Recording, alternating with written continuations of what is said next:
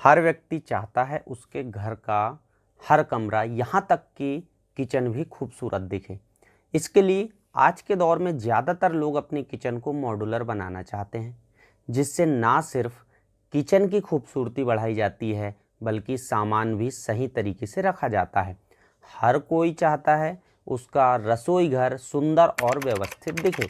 आज के दौर में किचन को सुंदर और व्यवस्थित बनाने के बहुत से तरीके हैं। उन्हीं में से एक है मॉड्यूलर किचन डिज़ाइन। हर गृहिणी चाहती है कि उसके किचन में ऐसी सुविधाएं हों जिससे उसका किचन व्यवस्थित होने के साथ साथ खाना बनाने के लिए भी सही तरीके से हो और कोई परेशानी ना हो। इसलिए ज़्यादातर लोग मॉड्यूलर किचन बनवाना पसंद करते हैं, लेकिन मॉड्यूलर किचन बनाते समय भी हमें कुछ बातों का बेहद ज़रूरी तरीके से ध्यान रखना पड़ता है। आज हम आपको कुछ ऐसी टिप्स बताने जा रहे हैं जिससे आप अपने किचन को और सुंदर बना सकते हैं। मैं आपको 10 पॉइंट ऐसे बताऊंगा जिसको अगर आप ध्यान रख लेते हैं तो आपको घर में किचन बनाते हुए कभी भी दिक्कत का सामना नहीं करना पड़ेगा। जिसमें से 10 में कुछ पॉइंट तो बहुत ज़्यादा इम्पोर्टेंट है जो आपको देखना ही चाहिए।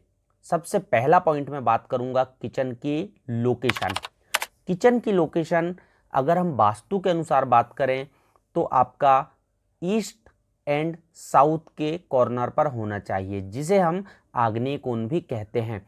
जो लोग वास्तु नहीं मानते उनके लिए मैं किचन की लोकेशन के बारे में अगर बताऊं तो आप प्लानिंग जब भी कर रहे हैं तब आपकी प्लानिंग इस तरीके से होना चाहिए कि किचन आपका सही जगह पर हो प्लानिंग में। पॉइंट नंबर दूसरा है किचन का साइज। वैसे तो किचन का कोई ऐसा स्टैंडर्ड साइज नहीं होता है, लेकिन यदि देखा जाए तो यह हर घर के सदस्य आपकी ज़रूरत और प्लाट का साइज देखकर किचन का साइज निर्धारित करना चाहिए। फिर भी इतना जानने के बाद भी अगर आप चाहते हैं कि मैं आपको ये बताऊं कि किचन का स्टैंडर्ड साइज क्या होना चाहिए, तो मैं आपको आपकी जानकारी के लिए बता दूं। अगर आप स्टैंडर्ड तरीके से लेते हैं तो 9x11, 8x10 ये सभी मेरे फिट में बताए जा रहे हैं मेज़रमेंट। 6x8 यह साइज़ आपके लिए बहुत ही स्टैंडर्ड हो सकते हैं सही किचन के लिए। थर्ड पॉइंट नंबर पर मैं बात करूं किचन प्लेटफॉर्म की हाइट।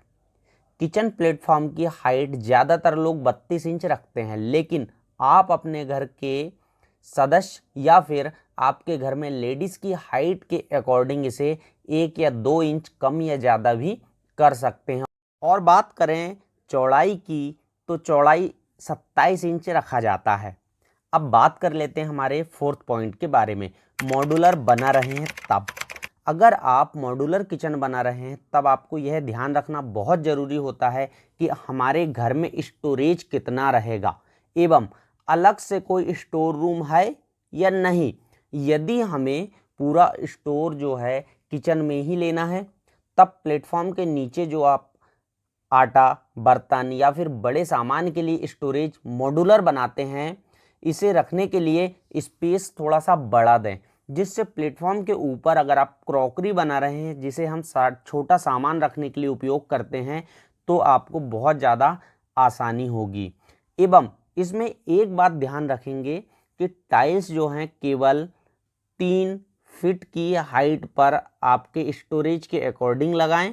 दूसरा, यहाँ पर एक चीज़ मैं और ऐड करूँगा, जब भी आप अपना स्टोर के लिए पुल आउट या फिर आपकी ट्रॉली वगैरह लगा रहे हैं आप, तो ज़मीन यानी कि आपकी टाइल्स जो है इसके लेवल से आप इसे 3 से लगभग 3 से 2 इंच ऊपर रखें। इससे होगा ये कि आपके जो पल्ले हैं वो सीधे ज़मीन पर टच नहीं होंगे। इससे फ़ायदा ये होगा कि आपका कभी भी गीले में या फिर फ्लोर के पानी में संपर्क में ना आने से आपका मॉड्यूलर जल्दी ख़राब नहीं होगा।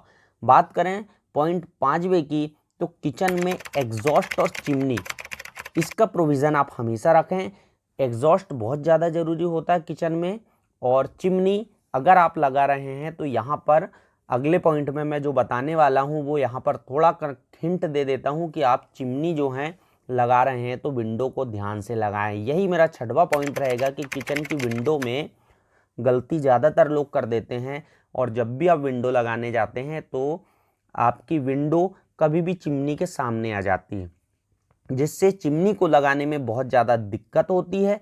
साथ ही साथ आपकी या तो जो विंडो है वो आपकी सिंक के ऊपर के तरफ आ जाती है। तो सिंक के अगर आप ऊपर तरफ दे रहे हैं तब यहाँ पर एक चीज़ ध्यान रखें कि आप प्लेटफॉर्म की 32 इंच हाइट तो आप इसे 42 इंच पर दें, जिससे आपका सामान या फिर डायरेक्ट हवा के कारण आपका स्टोव वगैरह ना बुझने पाए। साथ ही साथ आपको सिंक वगैरह के ऊपर आता है तो सिंक के साथ जो नल लगाते हैं हम, उसे भी आपको बराबर तरीके से लगाने का स्पेस मिले।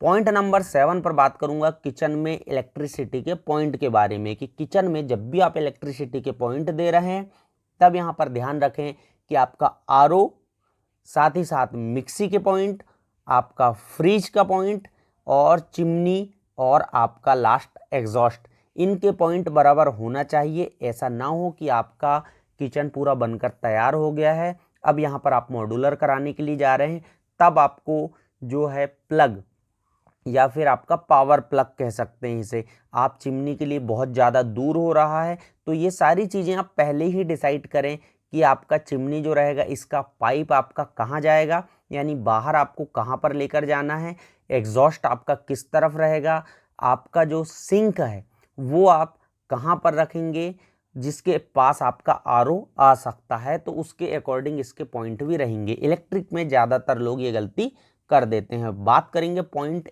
8 के बारे में। सिंक के ऊपर आप टाइल्स जो हैं वो ज़रूर लगाएं। जब भी हमारा सिंक लग रहा है वहाँ पर पानी बहुत ज़्यादा पड़ता है, तो यहाँ पर आप ये करें कि पानी लगने वाली जगह पर या फिर ज़्यादा बर्तन साफ़ करने की वजह से यहाँ पर आपका जो पीछे दीवार होती है, दीवार पर पेंट निकल जाता है, गीलापन हमेशा रहता है, जिसकी वजह से वहाँ की दीवारें आपकी ख़राब हो जाती। तो एक चीज़ हमेशा करें कि यहाँ पर टाइल्स आप ज़्यादातर ऊपर और साइड में लगा लें। इससे होगा ये कि आपको लॉन्ग लाइफ कभी दिक्कत नहीं आएगी। पॉइंट नंबर 9 की बात करूंगा मैं। सीलिंग में कोब या फिर कंसील्ड देने से बचें। अगर आप किचन में सीलिंग बना रहे हैं यानी पीओपी फॉल सीलिंग बना रहे हैं, तब यहाँ पर आप कंसील्ड देने से बचें, क्योंकि अगर आप मान लीजिए कंसील्ड देते हैं, यहाँ पर लाइट लगाते हैं, तो किचन में होता ये है कि ज़्यादातर समय कई बार यहाँ पर छिपकली या फिर कुछ ऐसे कीड़े हैं जो आ जाते हैं छोटे, जो कि खाना बनाते समय आपके पात्र में या बर्तन में गिर सकते हैं। तो इस चीज़ से आप बचें कि जब भी आपका सीलिंग बना रहे आप प्लेन रखें यहाँ पर, जिससे ये समस्या आपको ना आए। पॉइंट नंबर 10 और लास्ट पॉइंट रहेगा मेरा, अटैच रखें इसमें आप डाइनिंग, स्टोर और वॉश एरिया। ज़्यादातर लोग यहाँ पर भी गलती कर बैठते हैं कि आपका किचन अगर ड्राइंग में सामने की तरफ है या फिर मकान में सामने की तरफ है, तो आपका वॉश एरिया या फिर यूटिलिटी कह सकते हैं सबसे पीछे कर देते हैं और स्टोर कहीं और जगह पर बीचों बीच कर देते हैं, जिससे सारी चीज़ों का सामंजस्य बिठाने में बहुत ज़्यादा दिक्कतें हो जाती हैं। तो ये चीज़ ध्यान रखें, आप कभी भी ऐसा ना करें। आप स्टोर, वॉश एरिया, डाइनिंग, ये आप किचन के साथ लगे लगे अगर रखें तो बहुत ज़्यादा अच्छी आपकी प्लानिंग हो सकती है। आई होप आपको वीडियो पसंद आया हो। अगर आपको वीडियो अच्छा लगता हो तो लाइक, शेयर और सब्सक्राइब किए बिना नहीं रहिएगा।